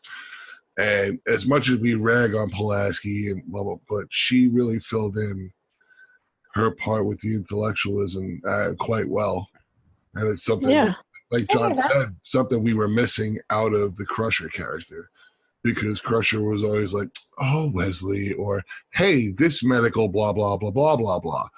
But you put in Measure of a Man, you put him in all the other intellectual scenes in only the one season, and it made her to be the intellectual one that we all wanted.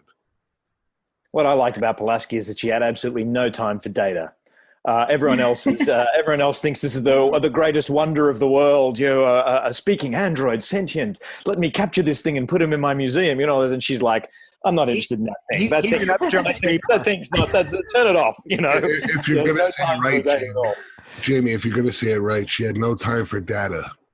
Oh, sorry. Yes. Sorry. All right. Is it? Go ahead. Very cool. Last, sort of like a last statement. This is something that Chris said. The irony also being, Crusher missing all those features, whatever you may call it.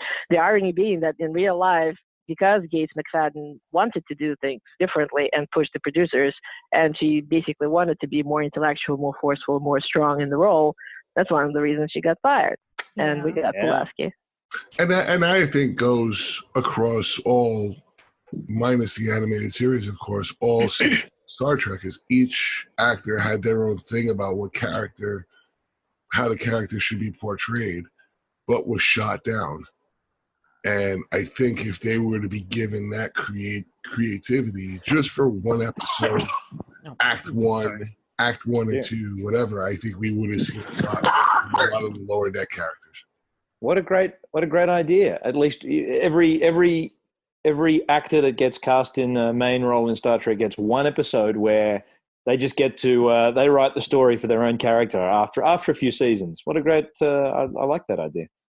I remembered listening to Marina Sirtis at one of the STLVs, and she was telling the story that she was at the buffet lunch that they have at the craft services table.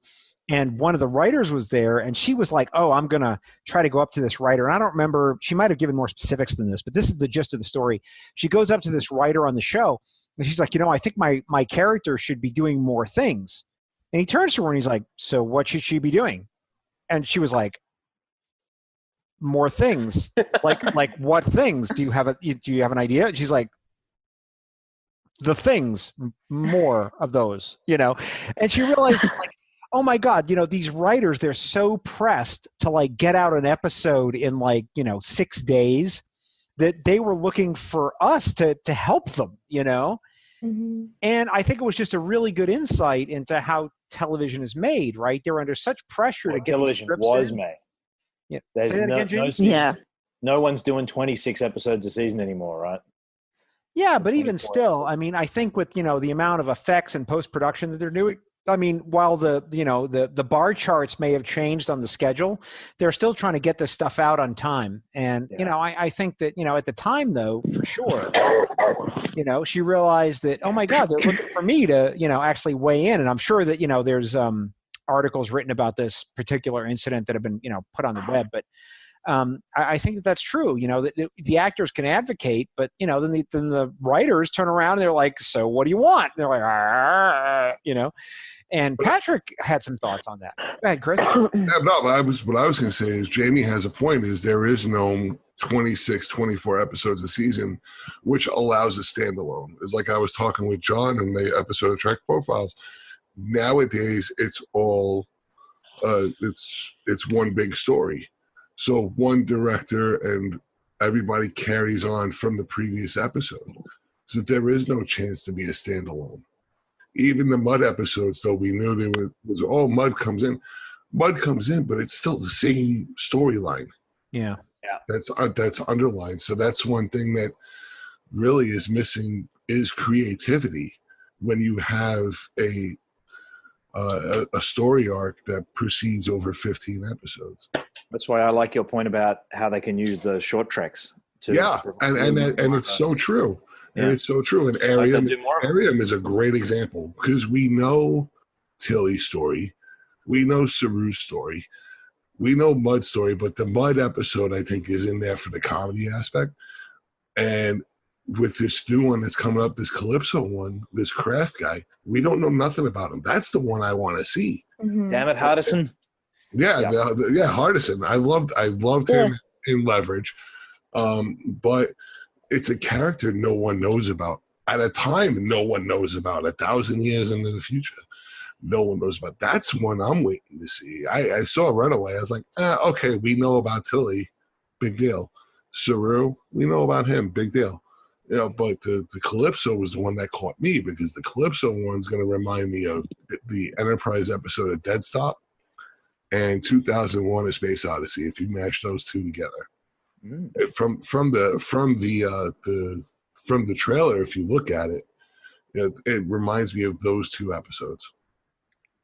Cool. Well, you won't have long to wait, isn't it? It's only about a week away, right? No, it's about a week away. Yeah. Days away. Yeah. Yeah, it's 6 days from the time of this recording. So. All right. And as I'm legally obliged to say, and I'm not revealing any way that I'm managing to watch those in a territory that does not cover that they are not legally available in. Anyway, never mind. So is it to me? Remain a mystery. For the last one? Yes. I think this will be the last one. All right. That's right. Y'all get to pick us home, John. This will be our last one. And unless you want to do more, but this will be the last one. Bring us home. Pick a good number. What's the number we haven't picked? What's left? Well, I mean, there's a lot. There's more left than really? 8? 8 has not been picked. Oh, all right. So let's do it. There you go. All right. I have no idea what these are. Now, John, I want to. Do you not have one? I mean, we're doing groups of 3. Is there no one where I'm just trying to think of which characters in Star Trek history have been played by 3 different actors or actresses. Zial. Zial. Spock has been played by 9 characters. If 9 actors, yeah. include the children. So I need a screen where you can choose 3 different versions of the one character and work out. I did not do that. I did not do that. Okay, well in that case we'll go with 8. It's number 8. All right, number 8 coming up. Oh, wow! We couldn't find a third bald person. I did not plan that. That was entirely accidental. That would be Scotty with that. That Here looks like a comb over, doesn't it? That looks like a comb over. We have TOS Kevin Riley. That's a hairpiece. Take me away, Kathleen. We have Robot Ilea. So I'm going to say that's Robot Ilea, not the actual Ilea. The gigantic blinking light in the center of her. Yeah. She's got the big light in her throat. And we have the I don't know what this character's name is, but he's played by actor Joe Gatt in the 2009 Star Trek. He's the cyborg interface to the Enterprise computer. 08. It's a number. Yeah, he had numbers. 08 something. I can't think of his number. I'm just glad I didn't get this one. Oh, goodness. So this is hard. Well, I think Riley and I are going to the holodeck. Mm-hmm. You're going to have an AA meeting there at some point, I think. Okay, I looked it up. He was Science Officer 0718. Yes. Oh, okay. Oh, there you go. Okay. Yep. So Science Officer 0718. Okay. So Riley and I are going to the holodeck. Speaking of which, John, do we have to give a plug for Sobertrek? For which one? Oh, we Sobertrek. do. Heather said something. Yeah, Heather asked for a plug for Sobertrek. Oh, we totally will. So yeah. Yeah. Let's see. Let's finish it up. Which will not be holding a meeting at your dinner party on the holodeck with McCoy and other people. They will not be. This is water, dude. I don't know what you're talking Yeah. Robot Ilea is getting the red shirt because I somehow feel that she would not be in any way harmed by whatever happened down there. So she would go down to the planet and she wouldn't eat the plants. She wouldn't, whatever came up to her and be like, ha, ha, ha, I'm going to hurt you. She'd be like, psh, and, so there's no risk to Robot Ilea. And so I think the Science Officer 07 whatever, he's going to be my number one. Sounds Those are good. my choices. Yeah. And I have no regrets. I am very confident in those choices. John Crick unit. John Unit. But Well, can't argue with that. That's just common sense, John. Yeah. Yeah, I'm with you on that one. I'm with you on that one. That was too tight. That was too hard. We finished on a hard one there. That was a tricky one. You want to do one more? We can You do were one stretched. You were stretched. more. You want to do one more? We can do one more if you want. I'm up open to the group. I'm game. All right, Allie, I'm calling you out. Pick a number. Oh gosh. Have we done? We did 13, right? Yes. Okay. What has not been picked yet? Yeah.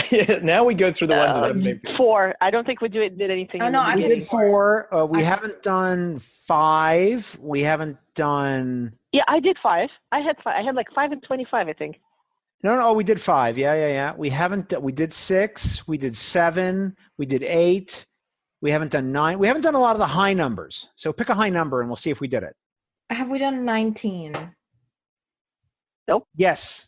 Oh, we didn't. Okay. Jeez. 21. 21. I don't think we did.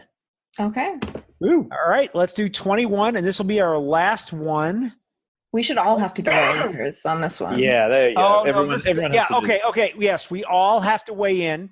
So I'll put up 21. I'll say what it is. Then we all have to come up with our selections and then say what they are. Fair enough?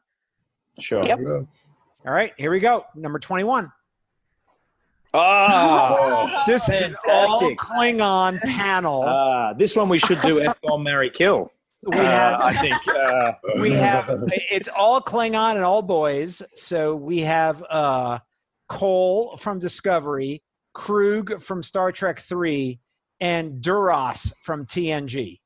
So those are our 3 Klingons this was an inspired choice. This was really good. Wow. A great one. And so we have Duras from TNG, Cole from Discovery, and Krug from Star Trek 3. Who's your number 1? Who's your holodeck? And who's your red shirt? This was a choice inspired by John, Dr. McCoy, and Pulaski while at the bar drinking bottles. Oh, I couldn't have planned this. And truly, this really is the correct number. I've not played any games with this. These really are the right numbers. Yeah, This is awesome. That's a tough one. that is a tough one. I don't know. Is Ali going first? I picked the number, so I shouldn't have to go first. All right, I'll go first. well- All right. I'll go first because I'm the host and I feel like I should be gracious in that way. So I will pick Krug as my number 1 because I feel like he really is loyal to the Empire and he's a hardcore Klingon dude. And if he felt like if he was number one, he would want to be number one to the best of his Klingon ability. That's a supposition. I don't know if it's true, but I would pick him for that. I think Cole would be hilarious in the holodeck. I would try to pick a series of like Laurel and Hardy novels and like Three Stooges. And I feel like Cole would provide the most hilarious entertainment in that out of any of these three of these like heavily ridged dudes. So since that would make me LOL, I'll pick him for that. And that means that Duras is getting the red shirt, which is probably more than he deserves. Yeah. I was going to say Duras for my red shirt anyway. Is there anyone not red shirting Duras the traitor? No, not at all. Yeah. Marina? Not at all. Nope. I might have swapped Call and Krug, but I'm trying to find reasoning for that. But yeah, Duras is definitely a red shirt. Yeah. Duras is gone. Just Done. because Now the we just family name alone. Well, it sounds like we have unanimity and togetherness, which is like a total Star Trek fandom thing to have right here. So that's beautiful, and I appreciate. So now we're just up to Colin Cruz. And I think this is a 50. This is the 50-50-90 rule. Have you ever heard of that? Whenever you have a 50-50 chance, you have a 90% chance of picking the wrong thing. Oh. Can I use that next time I go to the casino? Unless, well, only if you quote me and credit me with your. I will carry a card. I think that Cole would double cross you, so I don't know if I'd want him as my number one. I mean, he did so with Takuvma, essentially. I don't know. I don't know. I think if it was Kenneth Mitchell and Christopher Lloyd, I would go Lloyd to the holodeck and Ken Mitchell as number one. But I think as their characters, I'm switching it around the other way. Yeah. Yeah, I'm agreeing with Jamie. I'll agree with Jamie on it. If it was Christopher Lloyd as Jim from Taxi, it would be fun in the holodeck. No, it's Krug though. I know. I'd have to go. But he's got a little bit of Christopher Lloyd in him, John. Though that's the whole point about that's what the actor brings to the character. Just that little bit of. Got to go with what's on the screen. You've got to go with what's in the box. I can see what's buried. I can see what's buried. Okay, here's a better question. Are you a Klingon captain or are you Federation? You are yourself, and you're a Starfleet captain. Okay. Oh, that's an outside the box question. I like that question. You are who you are, but you're a Starfleet captain, and these are your three choices, Yeah, Krug would probably make more sense as number one then, because he probably would be a bit easier to not to use diplomacy, but basically to come with some sort of agreement. Because at that point, probably Call would probably just to shoot a Federation person on sight. Yeah, I agree. Not a particularly good cliff dangler, though, is he? I can say, I have had enough of you. Yeah. If you need someone to, dangle for a cliff for you, I wouldn't be picking him. Bolts. I am so tickled that y'all picked this number because I could not have planned this any better because it really is the right one to end on. And we all kind of agreed in the end. So Yeah. So the Duras go away.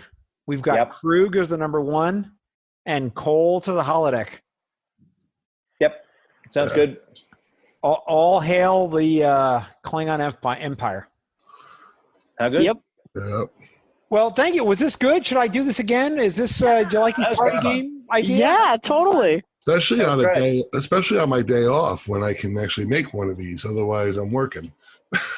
Well, I think I've been struggling with because I'm the one who proposed to Tricord that we do these Patreon hangouts. So I've been thinking that we should try some different times, and because we got people around the world. I'm thinking like we got Jamie in Australia, our Larrikin dude down in Australia, which nobody else knows what that means. We've got people in England and people in Europe. I think we should look at different times of day and stuff for doing these because we want to make sure to serve our patrons well. And but this really is about our patrons, right? And even though, we only have one patron here, the rest of us are hosts. It's really about, providing content that y'all appreciate and enjoy. So it's our pleasure. Well, I dream to be a host one day. Oh, thanks for being here, Chris. It's been great. Thank you. But do we want to do that Sober Trek thing, the shout out, or? Yeah, for Polly's the new podcast that's coming up. And who's got my back? Is it just pending? Is it just pending release on iTunes? I think is what Heather was saying. Well, I think it's so. Okay, so starting from the beginning, for those who have not been playing along at home, we have a couple of new shows coming. And if you're a Patreon and you've been listening to this point, congratulations for you. So we have 2 new shows lined up in the chute, ready to deploy to your auditory senses. We have Polly Esther, who is an amazingly wonderful person. She is producing a show for Tricorder called Sober Trek, which is all about sobriety and addiction in the Star Trek context. So that is going to be coming out soon. And then after that, we have what's that other show? It's with me, Ali Martinez, and Shashank Avaro. It's called Who is Trek? And I don't know if you want me to, I kind of announced it at the beginning, but it's going to be bi-weekly. I might cut that out. So, I suppose. Okay. Say whatever you want to say. So it's going to be bi-weekly, and we're hoping that it will really kind of unfold multiple different perspectives on certain Star Trek characters that you might not have thought of before. So we're hoping to sometime around Christmas time, and hopefully you'll give Shashank and I your ears for however long the episode is. So it'll be fun. It's going to be good. Shashank and I are really excited about it. So. Its theme song will be from The Who, right? Who are you? Who? Can you tease anything about what the show will actually be about? And if you don't want to, it's okay. I'm just asking. I feel like I'm required to ask. Yeah, I actually think it's fine. Essentially, we're going to do a very much like a deep dive into Star Trek characters, focusing on one per episode. So we're working through kind of a flow of show for each episode, but I guess that's all I'll say, because we're still it's very much still in planning process, but we're fair enough. I didn't want to pressure you, but if that's what you want to put out, I think it's great, and we're grateful at Tricorder to have you. I think it's going to be a great show, and I encourage everyone to sign up to the feed when it's launched, and I think it's going to be a great show. All right, fantastic. John and I are already fighting over who guests on episode 400. So that's right, because yeah. Which character were we fighting over? Vic Fontaine. Who is Vic Fontaine? So I've got Vic Fontaine, and no. What? It's all good.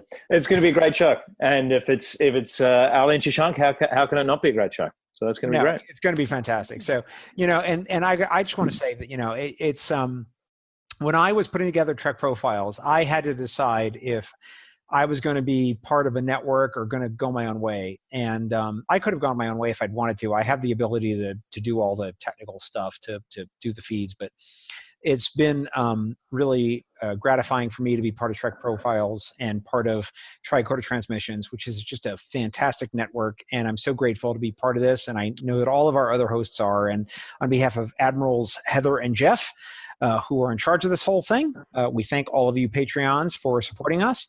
And please tell your friends and listen for more great Trek episodes coming to you on this network. So thank you all so much, and live long and prosper. Boom diggity, we're done. How good. And I can't wait for the next shore leave as well. Like Jesse and Marina have done a great job subbing in and taking over, which is going to be good. So I'm looking forward to hearing that next episode. Sounds like all the details about DST, right?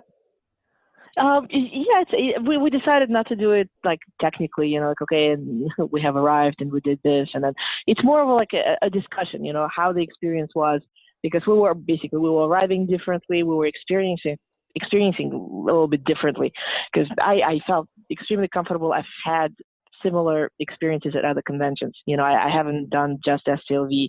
I've been to a whole lot of other, signing events, Comic Cons, you name it. So basically, we were trying to kind of contrast it. Like this is what we experienced. That's why you're the perfect host, right? And tell me, I've got a question for you, because are you gonna do one on the cruise that's on in January? Because I don't know if you go on that. Do you go on that? Or I know Jesse does. I am definitely not this year. My eyes on the one that they're doing in 2020, because they're changing the companies, and what's more important, they're actually changing the time frame. Typically, for me, just personally, it's almost impossible to take any time off in January. So the fact that they're moving it to March is no. So I'm going in 2020. Are you going to go in 2020, John? There you go. I am. I can never get away in January because my beloved spouse, it's her busiest time of the year in January, so I can never get away anywhere in January. So because they're moving it to, I believe, March. I am going in 2020. Me and my lifelong best friend that we served together in the Navy, I already got his blood oath that we are going in 2020. So I'm there. Exciting. Well, I'm now officially going to go because I booked flights. And some of you might know. I was lucky enough to get something that allowed me to actually go, because I could never possibly have afforded it. And unfortunately, we'll not be able to afford it in 2020 either. I don't think, just too far away and too much. But so I'm in desperate need of a shore leave style piece by piece breakdown of all of the pitfalls and tips and stuff like that. So once you and Jesse have finished with your DST summary, there's a pleading request from a fan to say, let's get an episode to tell me what to do and what not to do in the lead up to that. So I think Jesse's going. That's a wonderful idea. Yes, as far as I know, Jesse is going, but it certainly is a great idea. So I'll be sure to bring it up with him. Beauty. Absolutely. Okay. Thanks, guys. All right. Thank you all, and thanks, John, for hosting. Thank you, John. Thank you, John. You're You're welcome. Thanks, everybody. Thanks you all. Well done. Love you all. Live long and prosper. All right. All right. Keep trekking.